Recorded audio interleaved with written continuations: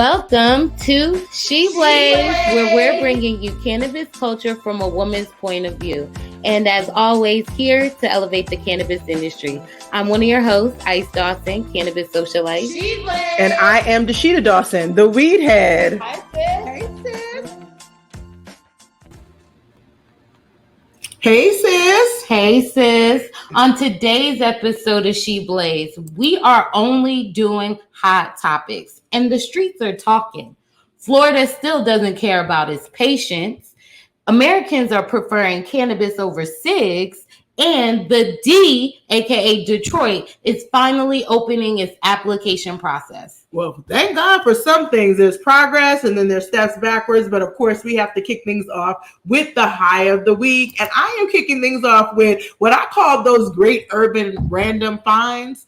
I am definitely very excited about my Rubik's Cube magnetic grinder, y'all. Now, first of all, you know I'm a strategist, so I like puzzles. And this is my favorite puzzle. But one thing I love about it is that it's magnetic. And so therefore, it really is very easy to put together. As someone like myself with autoimmune issues, I can't turn these things very well. Anyway, you're going to find it for like $15 to $20. It depends on which outlet you choose to use. I got these off the street, so that means a smoke shop. So I paid a little bit more of a premium, but if you get it from Amazon, you may get it for a little bit cheaper. Anyway, of course, I'm using it to grind up my favorite Super Silver Haze, 503 Wi-Fi, and Tangie. I've been calling it the WeedHead Special Blend. Okay, special blend. My high of the week is celebrating Labor Day weekend. It's a holiday weekend, and it kind of feels like the end of summer. So I am spreading joy by giving you guys a short mini episode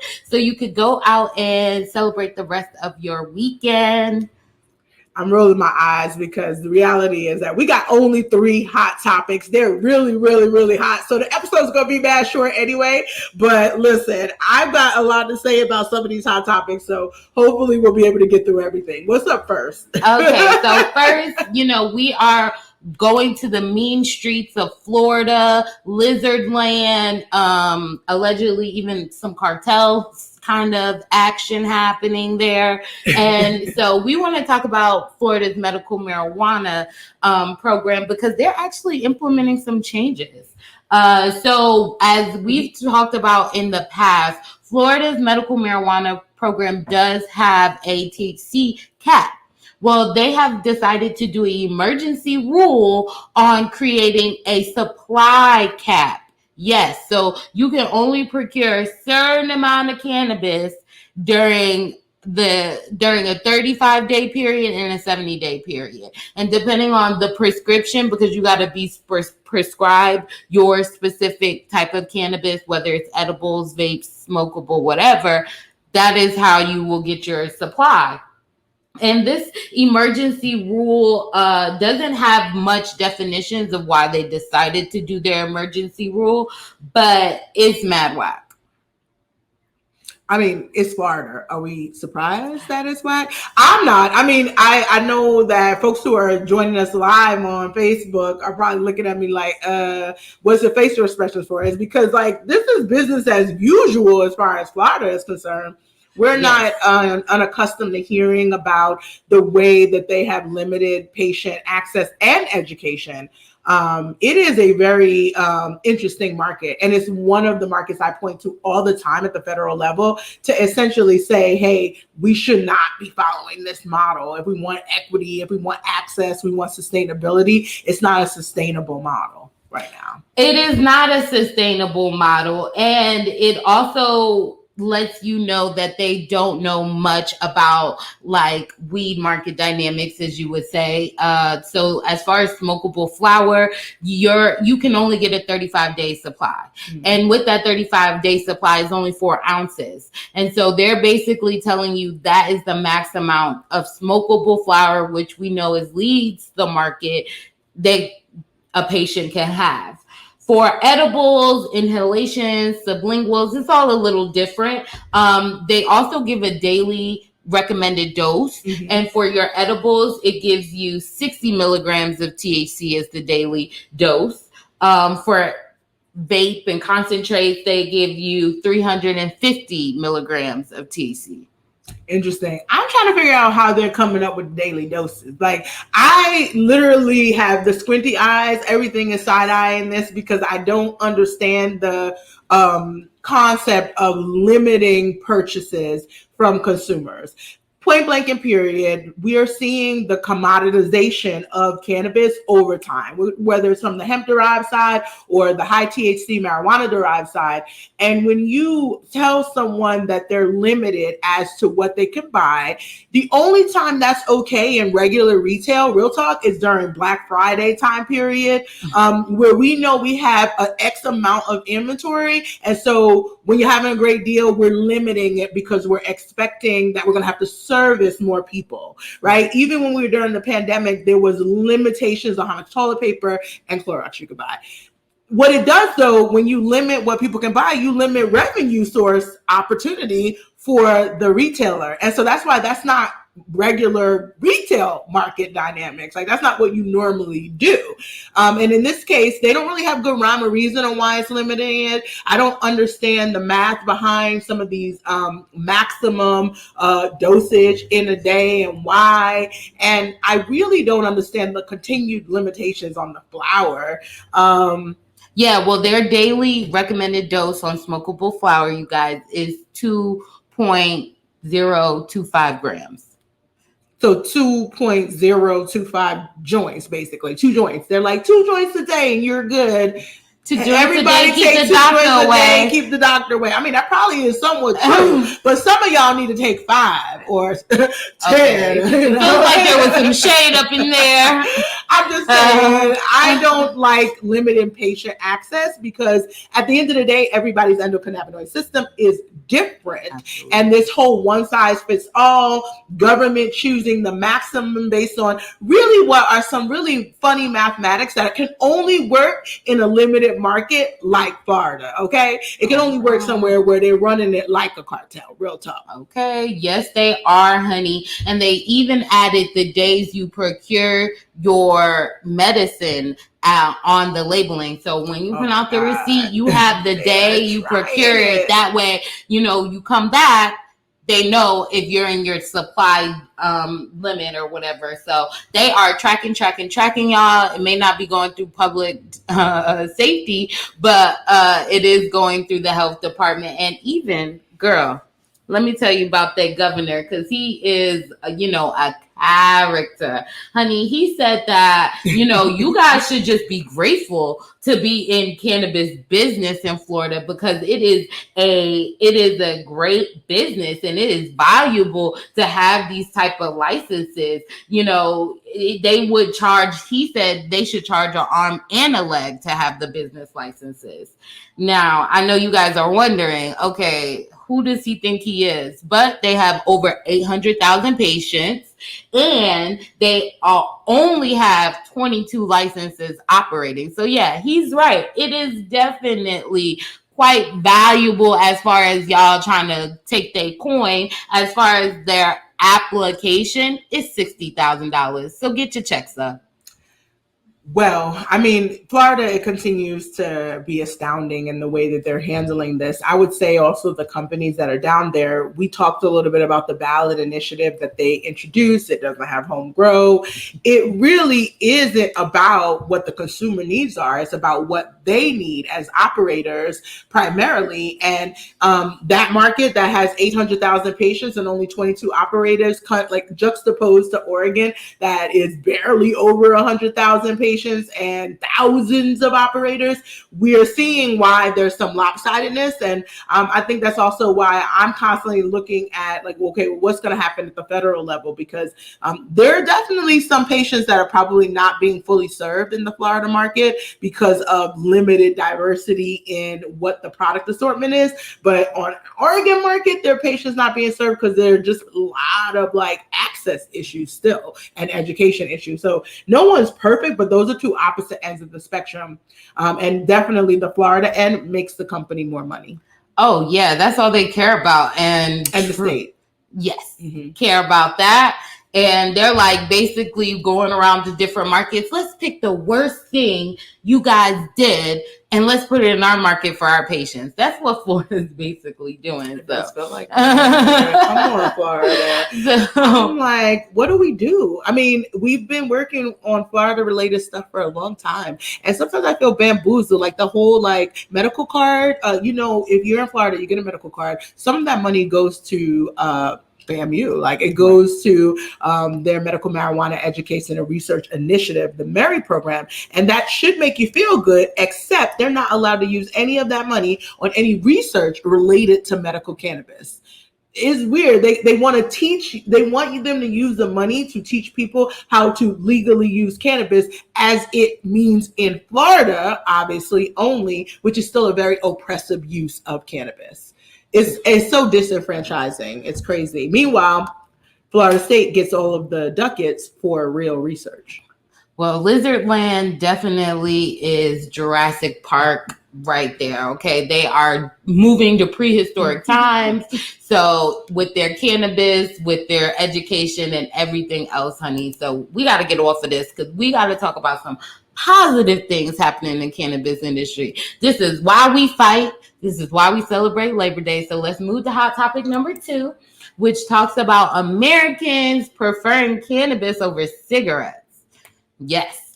Yay. Can you believe there is a time? Well, it is the first time according to the survey. And really, I also think according to people feeling open enough to come out the cannabis closet. Yes, that's really it. Mm-hmm. And so now more Americans are now definitely admitting to using cannabis. Mm-hmm. And in the survey's research, they said that there are, 14% more people using cannabis over cigarettes, which is at around 11%. Well, I mean, I definitely think that this is the type of data that certainly is helpful. It would be even more helpful if people didn't think that marijuana was equivalent to cigarettes or tobacco, meaning like it has the same medicinal value, which, tobacco has none. And it actually has the same damage that, tobacco has been known to do all these things that are carcinogenic. And we haven't really fully proven that with marijuana. Now, when people roll in their stuff up in carcinogenic paper, or roll up, it is a different thing. But if that's how people are administering it, I think there's still probably some balance though, because at the end of the day, they're still taking in something that is meant to combat against cancer too. So, it's good and bad, but I've been finding Gallup to be just catching up with the reality. And I think part of that has to do with what you said. More people are willing to even say they consume now versus in the past. Right. And they also added for the first time the questions of, are you consuming edibles? Ooh, so they are moving forward, and you even see, their senior different scientists saying that cannabis is the future, you guys. Okay, yes. That's new for Gallup for sure. Yes, so that's really exciting, and that made us realize that some of the research that has come out about pharmaceutical companies seeing a decrease in prescriptions in legalized states. Yeah, so I, of course, as soon as I heard about the tobacco thing, I was like, well, wait, didn't we just hear about this? But in fact, it has been impacting not only big tobacco, it meaning cannabis legalization. It has also been impacting big pharma. Big pharma is seeing impact on their stocks. So their overall sales are down. And then they're also seeing impact on prescription use due to, again, cannabis legalization. These studies will continue, but that is why, and this is, again, a little bit of strategy, why we got to read the tea leaves and recognize that big tobacco and big pharma just now getting on the cannabis bandwagon have for many, many, many decades been the money behind anti-marijuana campaigns at the federal level. And in some ways, they're still funding this. And then they got like a little small section of their companies that are participating in the pro-marijuana legalization effort. It's like they have that money to burn. They're trying to hedge bets, right? When you have money, you can hedge a bet. And they're wanting to make sure that they wind up with the bag no matter which way you go. Mm-hmm. Period. I do hope that their bag does not involve making all my cannabis prescriptions okay. I see how y'all do it, and I don't like flour that look like that. Tell you that right now. You know what I'm saying? I don't care how well it still works looking like dust. I want my flour to look like a flower. You're talking about the University of Mississippi DEA? Yes, but I'm saying that, you know, maybe if a agricultural college is struggling to actually grow cannabis, are we expecting something super different from pharmaceutical companies? You're right about that. No tea, no shade. Like, I don't expect it to be anything other than what they do, which is pharmaceutical companies probably are the best at isolating molecules and then making, isolate product compounds from that. No. And so nobody wants a whole isolate all the time. Now, if you're making beauty products, personal care products, stuff that I want to put topically, perhaps. Even then, whole plant will still do better. And that's where I don't think the pharmaceutical industry is really getting it, that in this case, it is in our best interest to actually figure out how do we get the full spectrum of what the plant has to offer. And they want to put it down all the way to just the molecules. They're almost a little bit too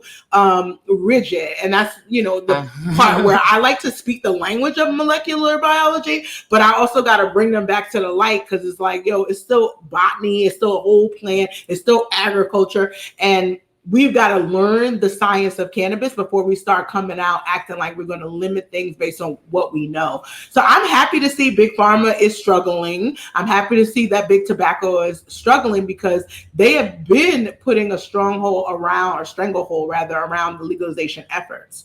And so we should hold them to that long-term stance for real. Okay, I just had a flashback of the crack epidemic and all the people I know on Adderall that are now not on Adderall but on different type of drugs. So, I'm a little nervous about big tobacco, big pharma coming into the cannabis industry, because this is all holistic and stuff. Well, that's the thing. They're representing two opposite ends of the spectrum that is off the chain. It's you got the recreational only, because that's what you think about with tobacco. I mean, it's all it has. And then pharmaceuticals, super rigid, biopharmaceutical and medical. And I think where we're operating and we're seeing the biggest opportunity in the middle, which is that wellness space. And I get to do everything.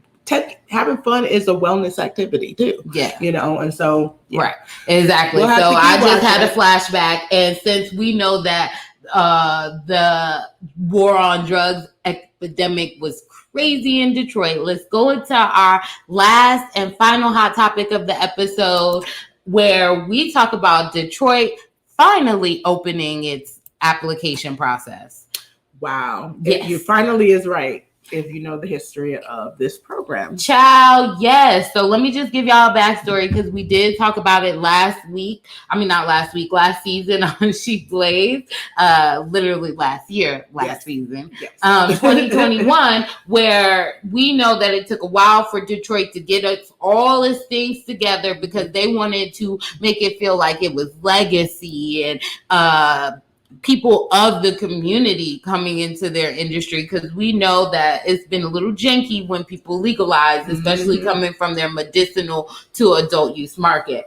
And so basically Detroit regulators gave this, I would say, this ruling for legacy operators that said that or legacy applicants, saying that they have to reside 15 years of the past 30 years of Detroit, 13 years of the past 30 years, and qualify for low income. So that's the second bullet. And or reside 10 of the past 30 years in Detroit and have a controlled substance conviction, or a parent having that during childhood. Well, they was not feeling it. And by they, this one woman in particular, her name is allegedly Crystal Lowe. She filed a lawsuit immediately halting all process of continuing into adult use applications for these legacy users. Because as far as she's concerned, she felt like it was a discrimination because she basically from Detroit, and that she lived there 11 of the past 30 years. And so, she couldn't figure out how to wait 4 more years to qualify for the application. And, word on the street is, honey, don't nobody even know who Sister Crystal Lowe is. We can't get a picture of LinkedIn, can't tell you black, white, or anything in between. So I'm just saying that the judge was like, that's fine and dandy, but this year we're going to have to keep it moving. So they rolled past that lawsuit, and now they finally opened their applications, which are now available until October 1st. Gotcha. Well, Detroit has a predominantly Black city. So I think we're into this social equity element with Detroit that it should be fairly easy. Like, okay, other places we haven't been able to use race conscious language. And so you're not going to need to do that here because 90% is Black, and they were the ones that were over policed in Michigan by far. A lot of arrests related to cannabis and other controlled substances, right?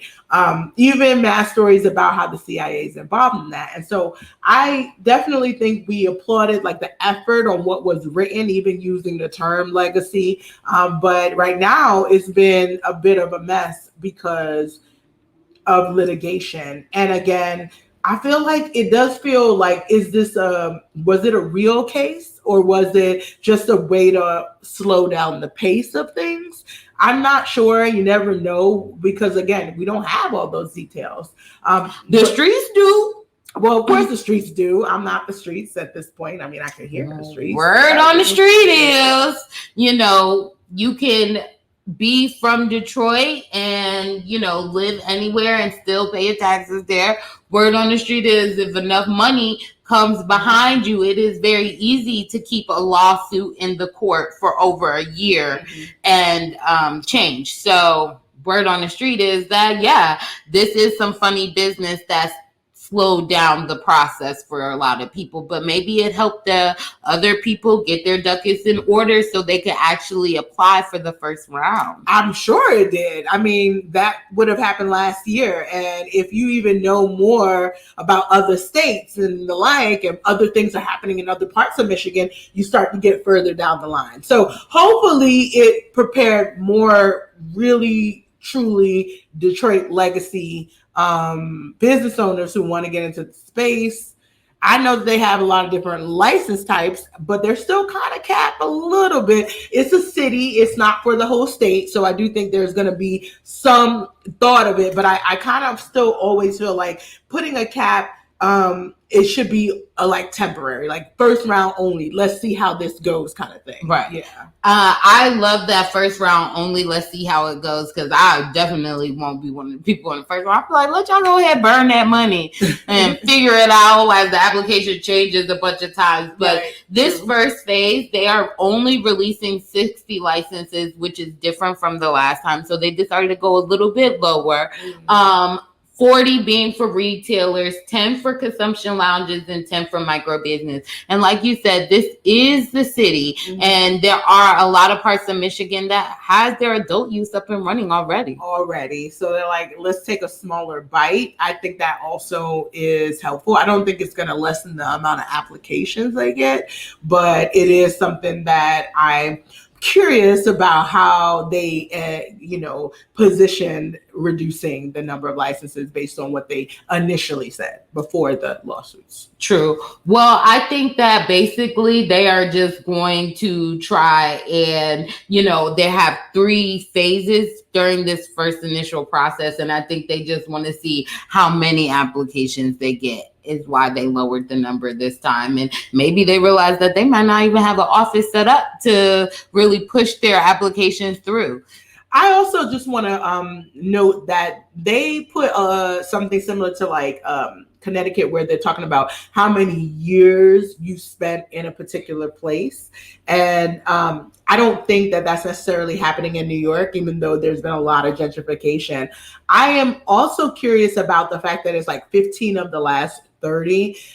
30 years ago is actually not that long ago. It was only in the 90s. Don't look at me. So my point more so being is that what happens if I was living there for the 30 years prior to the 1990s? I grew up in the 1960s to the 1990s in Detroit, which was shoot 'em up, corrupt city, do crazy-ish to people, especially in the 70s and the 80s. So I'm wondering this time frame.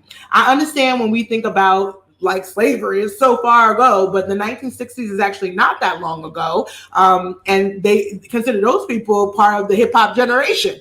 Yeah. My dad would say he is hip hop. Yes. Your dad was singing Fight the Power early, right? Yeah. Like the point being is that I am not happy with how this is defined, because if we're talking about real Detroit legacy, we're talking about people who started their families there in the 1960s and the 1970s, who have dealt with literally 20, 30 decades over the 70s, 80s, and the 90s that included over-policing, abuse, and all sorts of crazy underfunding of our Black and brown communities there. Detroit is a 90% plus Black city, and that is the history of what happened. And I think trying to confine it to what you think happened in the 2000s is ridiculous. Yes, that is true. So it's already like, is this really legacy? Well, I don't know. I wonder how they do other businesses that want to come and do business in their city. But just so you know, they are releasing over total, which is the same as pre-lawsuit, 160 licenses. Okay. So their first phase is 60. Okay, and then you'll have another 100. Well, good luck to the people who want to do a license. I definitely think if you lived in Detroit between 1960 and 1990, you should feel away. And I don't think that was the Crystal Lowe's like background. And so if that's who you are, y'all need to get civically engaged, because who set this time frame but some mofos who only thinking about right now. 30 years ago was not very long ago. And I agree. The pulse of like where the real damage was, it happened so concentrated from 1970 on. And I think 1970, 1980 cannot be ignored. And if you live there, you grew up there, that is how, your youth, like the time that you're supposed to be protected was you have a right, in my opinion, to claim that legacy. I agree. So we will see how this plays out over time. We will also see if there will be any other lawsuits blocking them. But, Detroit, the D, they trying to get the coins running in, honey, because as far as you're concerned, they are not selling no cars. They are not getting that many people other than the people that want to flip a house and dip. And that's about it. So that's true. This is very important.